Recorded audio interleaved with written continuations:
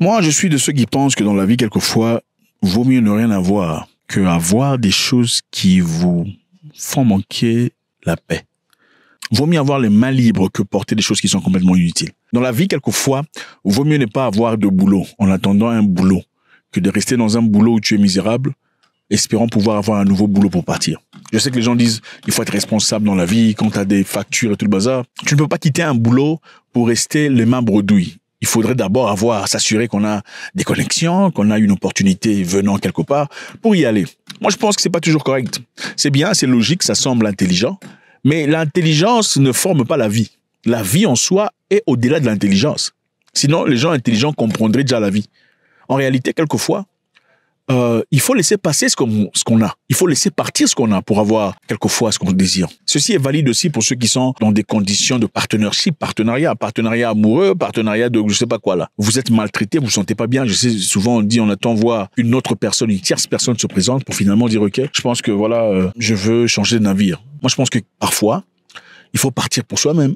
Parfois, il faut se libérer, il faut se laisser partir pour finalement peut-être avoir quelque chose de nouveau. C'est vrai. Prenons un exemple simple. Supposons que vous faites le marathon. Vous êtes en train de courir, vous êtes vraiment fatigué. Et pendant que vous êtes fatigué, vous avez besoin de l'eau. Et dans vos mains, vous avez des histoires sans importance, comme des cailloux, par exemple, que vous avez ramassés en courant. Et vous voyez devant vous une personne qui arrive avec une bouteille pleine d'eau. Comment prenez-vous l'eau avec des cailloux dans les mains?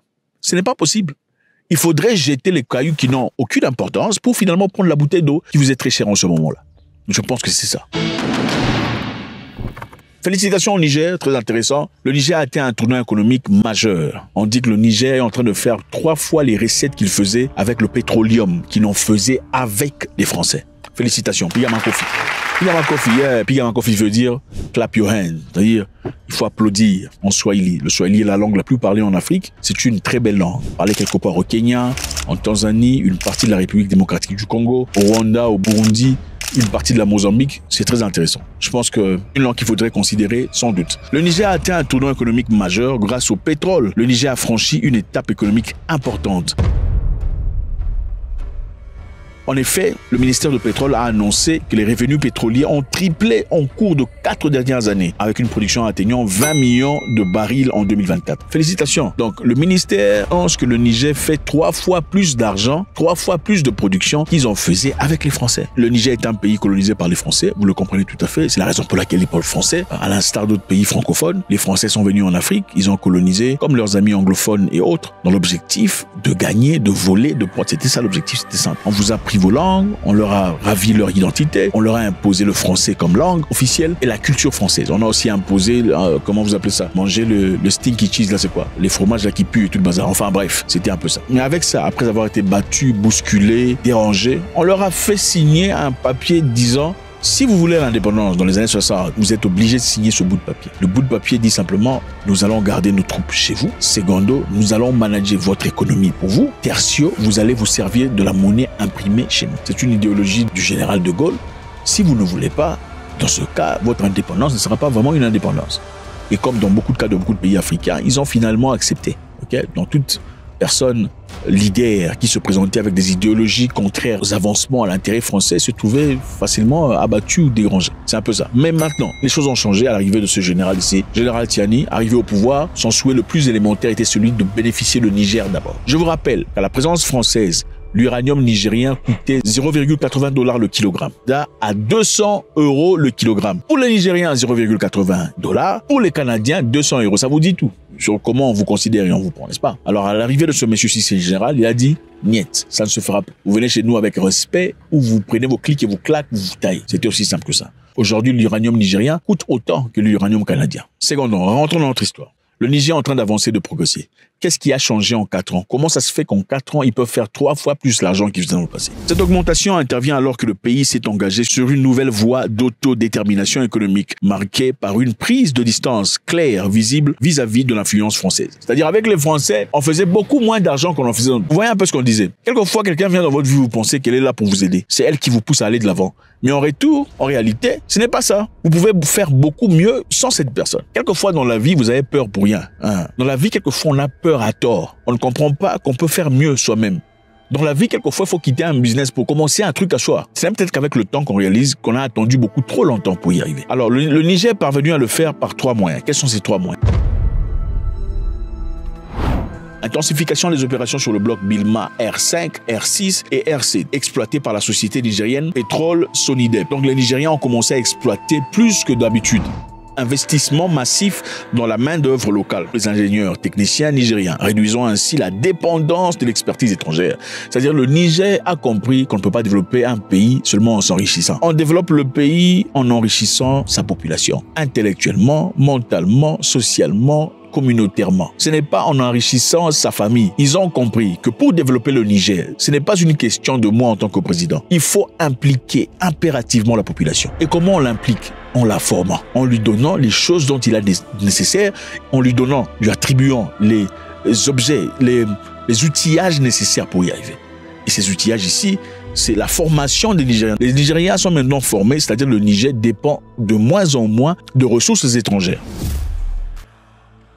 Alors, le Niger a diversifié ses partenariats, notamment avec les acteurs d'Asie et de Moyen-Orient. Dans le passé, évidemment, vous savez, c'était la France. La France, la France, la France, la France, la France. D'ailleurs, entre eux, Européens, ils avaient leur modus operandi, c'est-à-dire France pour chercher des deals, sans passer par la France. Vice-versa, c'est-à-dire, c'était connu, c'était des lois non écrites, des lois non dites, mais des lois connues. On ne peut pas partir chez les Portugais sans parler au Portugal. On ne peut pas partir en Angola sans discuter avec Lisboa.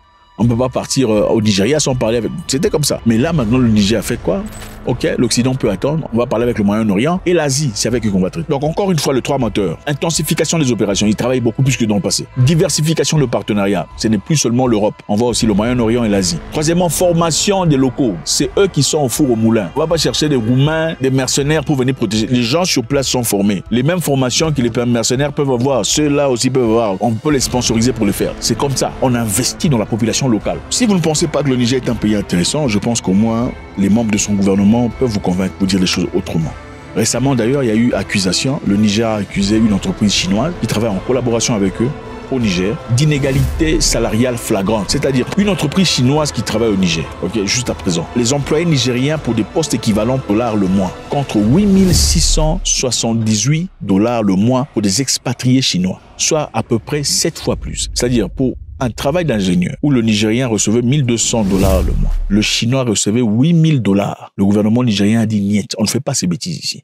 Il faut arrêter ça. Dans beaucoup de pays en Afrique, on ferait bouche bée. On ne dirait absolument rien. Parce que bon, généralement chez vous, on priorise d'abord l'étranger, non? Même dans les ambassades, ce sont les locaux qui sont embauchés comme travailleurs. Qu'est-ce que les locaux font généralement?